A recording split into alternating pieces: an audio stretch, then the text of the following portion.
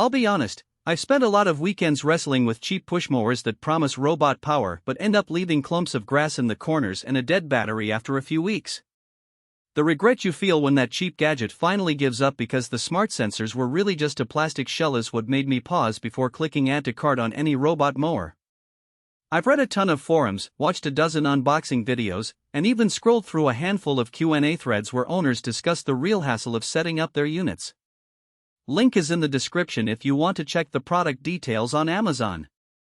So, does the Kinderfieft robot lawn mower feel like a smarter buy, or is it just another shiny gadget that will sit in the garage collecting dust? That's the question I'm going to tackle, and I'll do it by walking through the entire experience from taking the box out of the door to watching the mower zip around the yard on its own. I'm going to focus on the moments that matter to you, the time you spend installing it, the day-to-day reliability, and whether you actually get a lawn that looks like it's been trimmed by a professional. First off, the setup.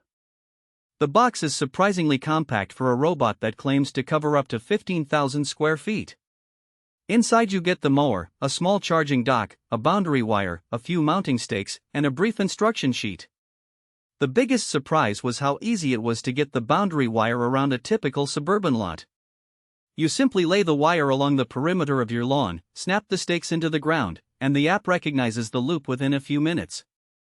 That dual GPS positioning the marketing talks about actually works by cross-referencing the wire's signal with satellite data, which means the mower can stay on track even if you have a few trees or a garden shed jutting out of the yard.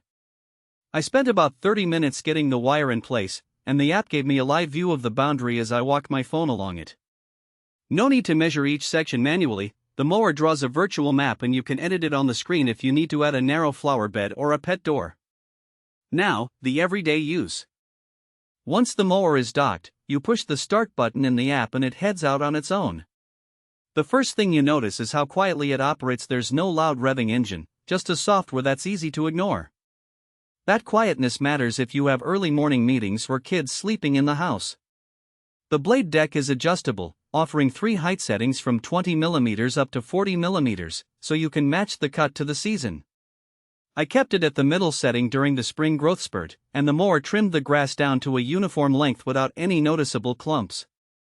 One of the features that genuinely surprised me is the automatic recharge. The mower runs on a 5,000 mAh lithium-ion battery, which gives it roughly 90 minutes of continuous mowing before it needs to head back. When the battery dips below 15%, it quietly breaks away from the current strip, finds the docking station, and recharges. After about 45 minutes of charging, it automatically resumes where it left off. In practice, this means you can set it and forget it, even if you have a larger yard that takes more than an hour to finish. The breakpoint detection algorithm is smart enough to remember the exact spot it stopped, so there's no need to remap the entire lawn each time.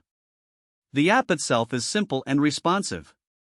You get a live tracking map that shows the mower's current location, a progress bar for the job, and a notification when the cut is complete.